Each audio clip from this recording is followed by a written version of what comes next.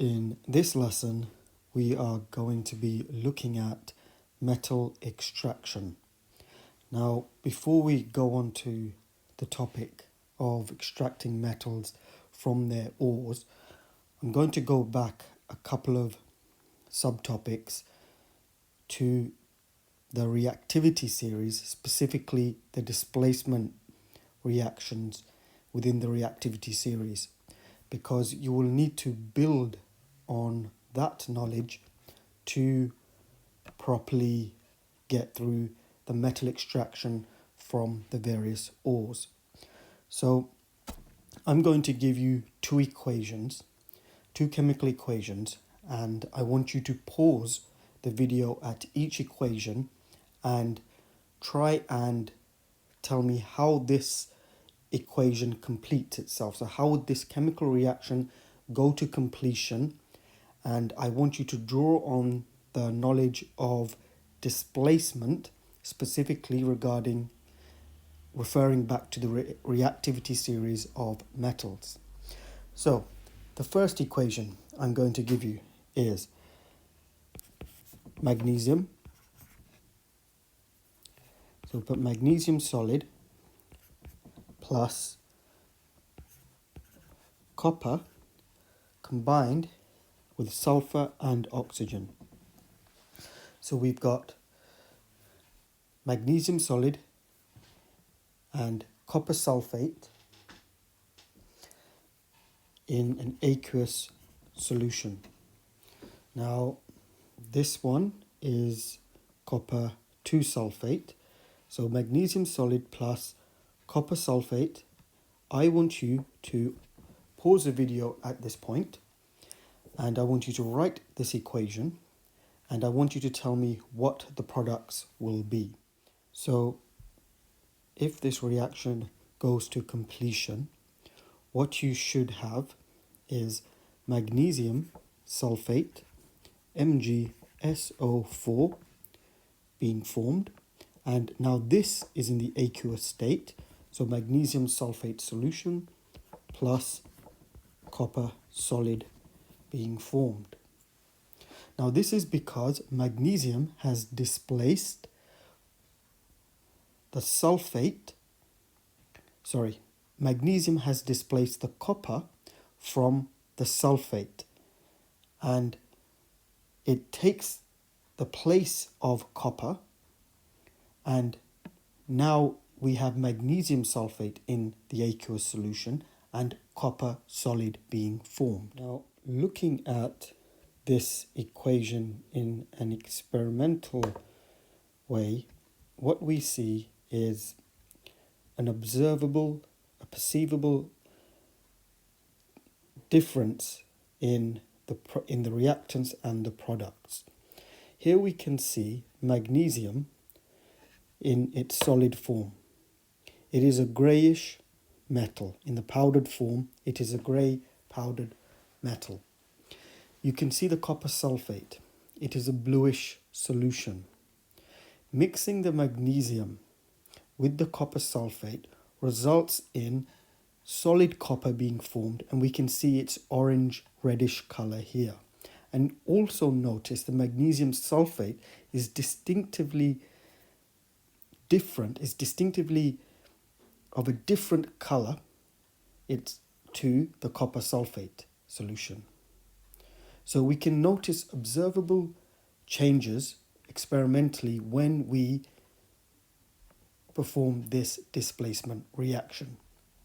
And you need to be aware of these observable changes, because you may be asked, or you're expected to know, that when displacement reactions occur, an observable change is the presence of a orange reddish solid being formed within the beaker. Now this indicates that copper is being formed. Also, the bluish copper sulfate solution also changes colour.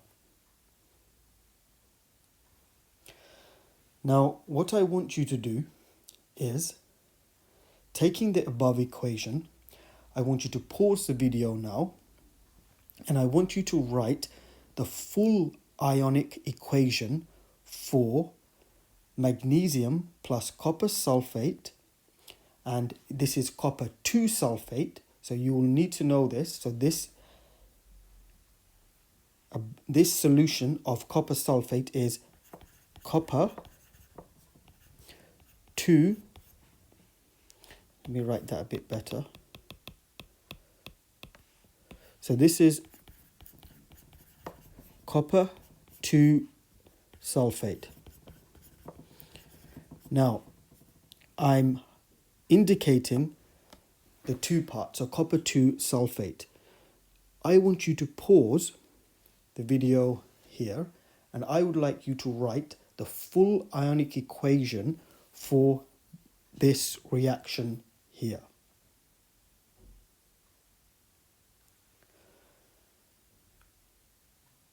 Okay, so let's see how we do this. Now, if we are to write the full ionic equation, we have to first remember that when we look at ionic equations, we are showing only atoms and ions that change in the reaction. And in the reaction between magnesium and copper 2 sulfate, the sulfate ion remains the same. So if we were to look at this equation again,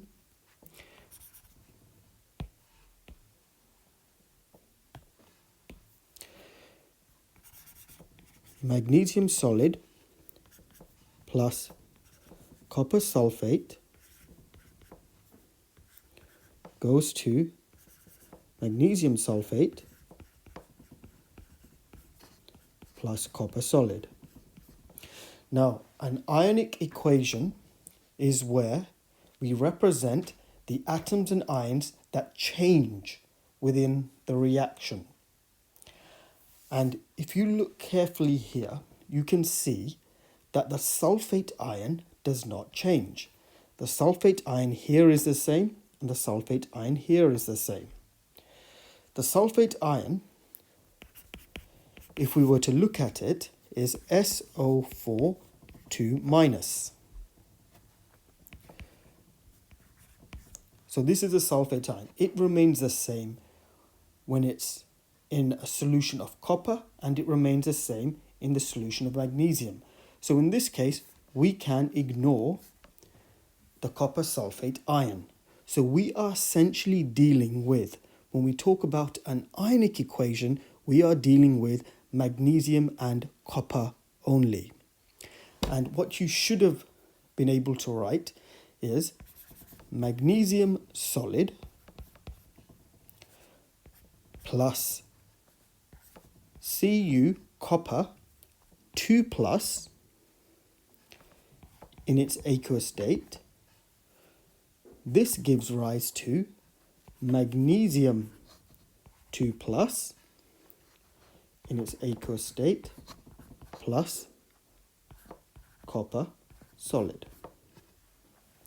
This is the full ionic equation.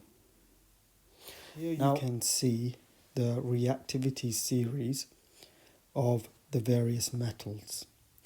And what I want you to recap or recall is that as we go down the list, we are decreasing in reactivity.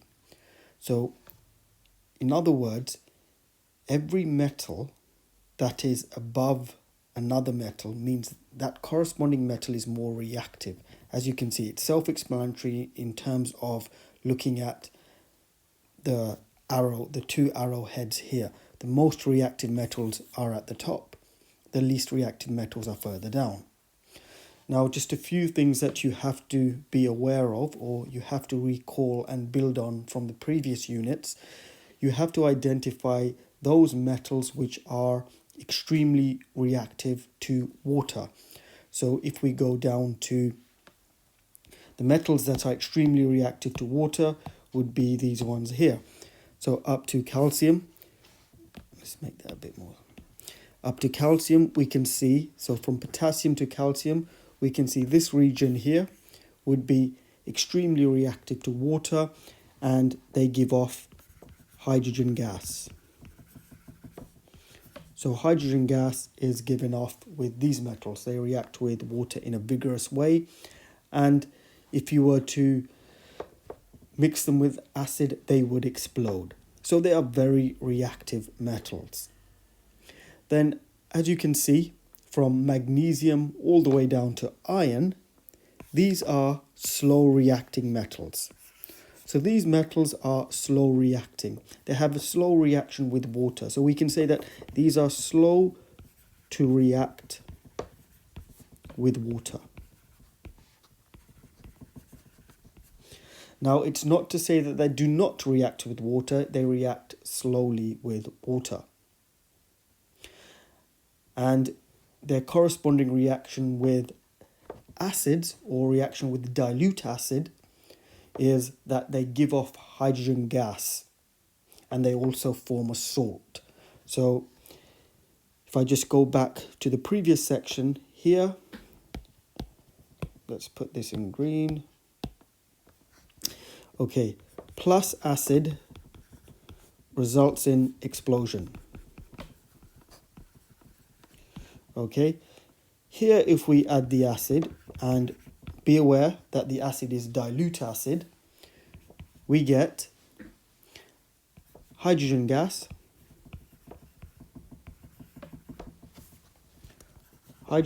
being formed, plus a salt. So when we react these metals, when we react them with dilute acid, we get hydrogen gas being formed and a salt being formed also. Now, tin and lead. So if we were to, let's say, identify tin and lead separately, so we'll group tin and lead together. This region, okay, it's, let's say, a mild reaction with steam. Okay, so there's a mild reaction with steam. And if we group together copper, silver and gold, we have no reaction, even with steam. And with acid, no reaction. So let's put our identification for acid. So acid, dilute acid, no reaction. No reaction. And when we talk about tin and lead, so if we were to talk about tin and lead with the acid, with a dilute acid, there is a mild, let's say, slow reaction with warm acid.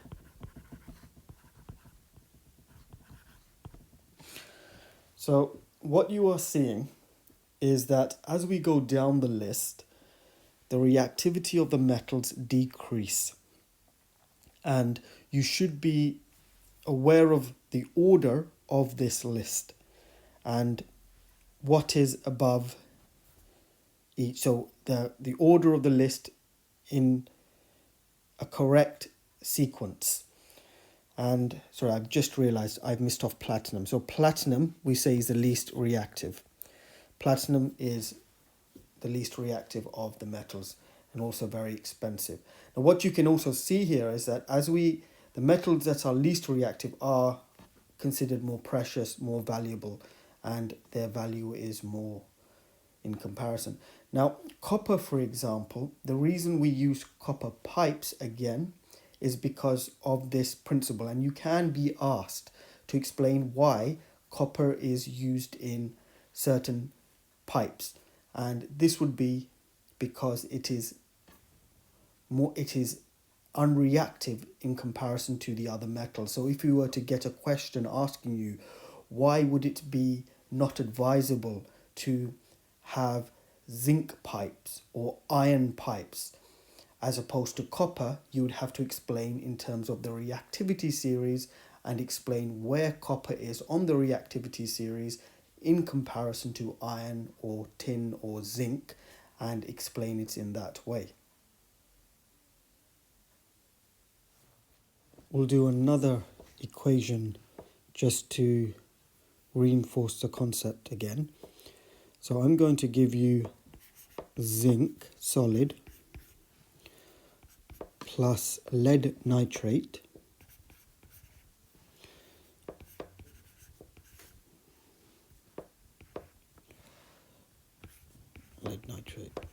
yep. And I want you to tell me what are the corresponding products that will be formed when we react zinc with lead nitrate aqueous.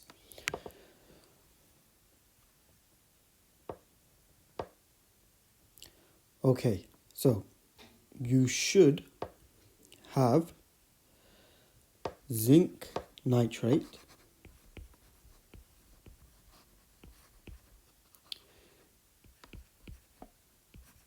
aqueous, and I'm just going to put it down here. I should have put the equation to the side a bit more.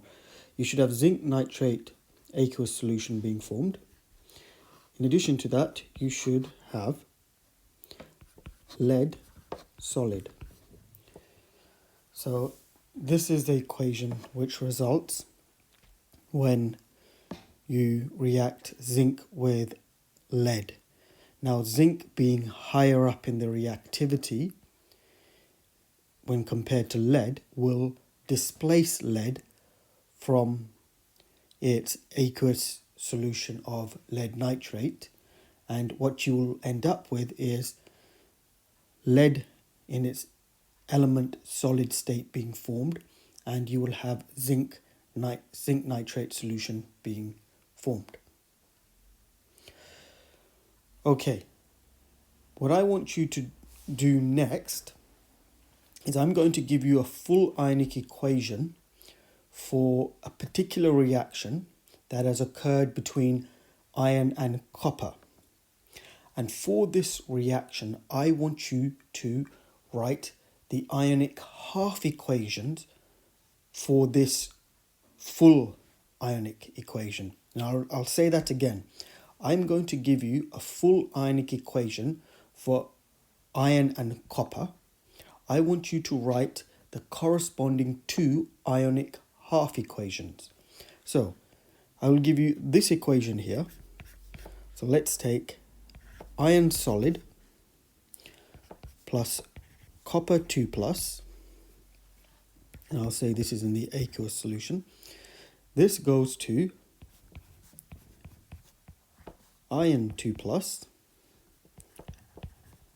aqueous plus copper solid. Now, for this reaction, I want you to write the corresponding ionic half equations. So pause the video here and see if you can write the two corresponding ionic half equations.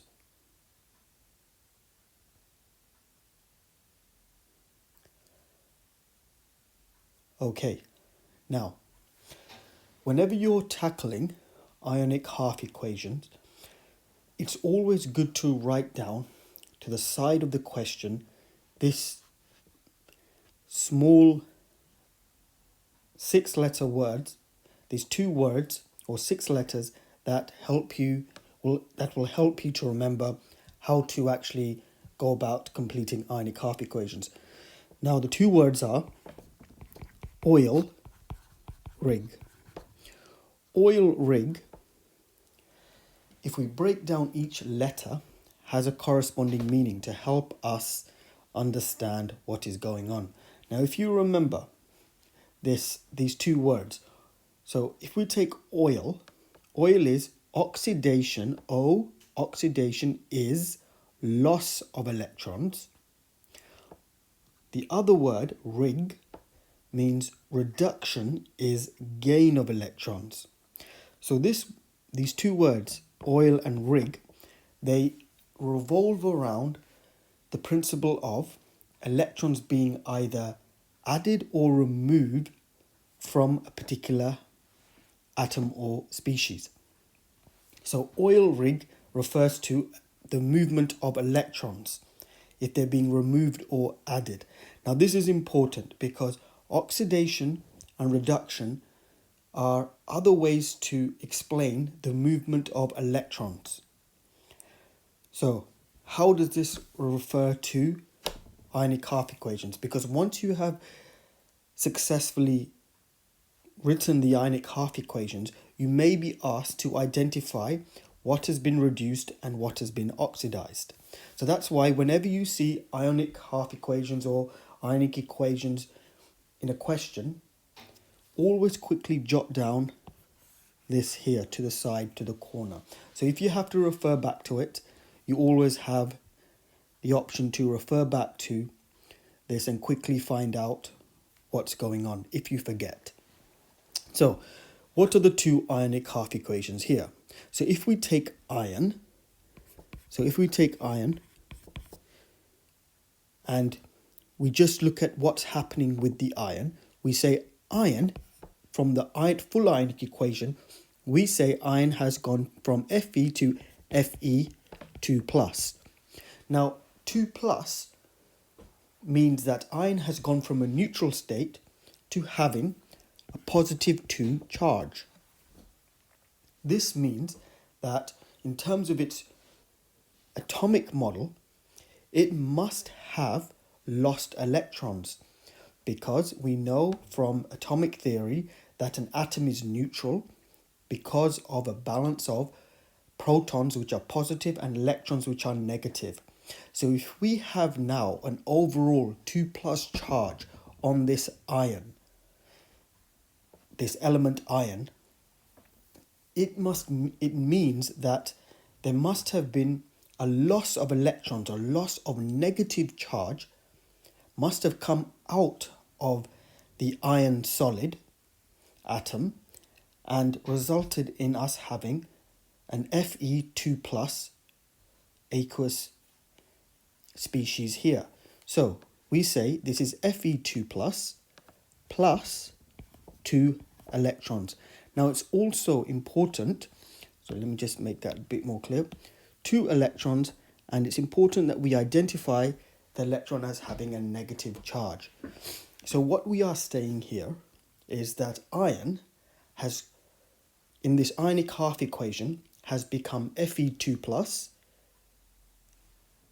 and this has resulted in the removal of 2 electrons. That's why we represent that with a 2E minus. So this is the first ionic half equation. And as I said, this is a quick recap.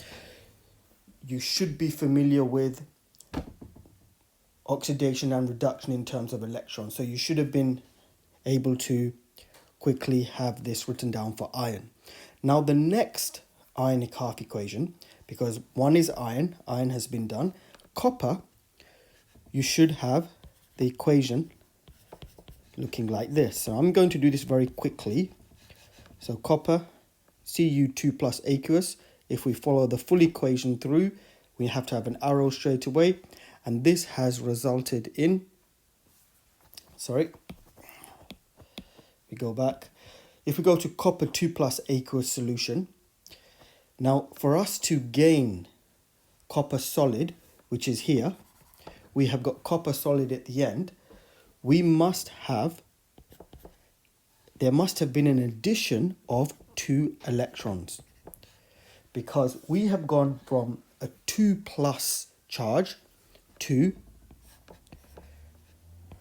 a copper neutral solid state. So we have gone from a copper 2+ aqueous charge to a copper solid, which is overall neutral. So here we have 2+, and here we have a charge which is 0. Now, for us to get a charge of 0 from 2+, we must have balanced this 2+ charge with 2 negative electrons. That is why we have this 2E minus represented here. So you should have these two ionic half equations on your piece of paper here. As I said, this is just a quick recap, and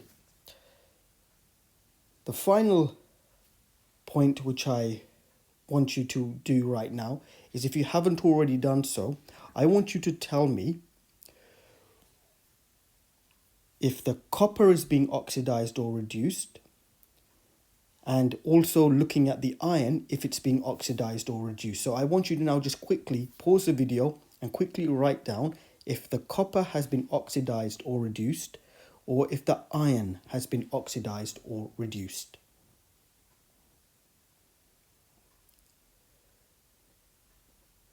So you should have the iron being oxidized. So this is oxidation. And what you have here for the copper has been reduced.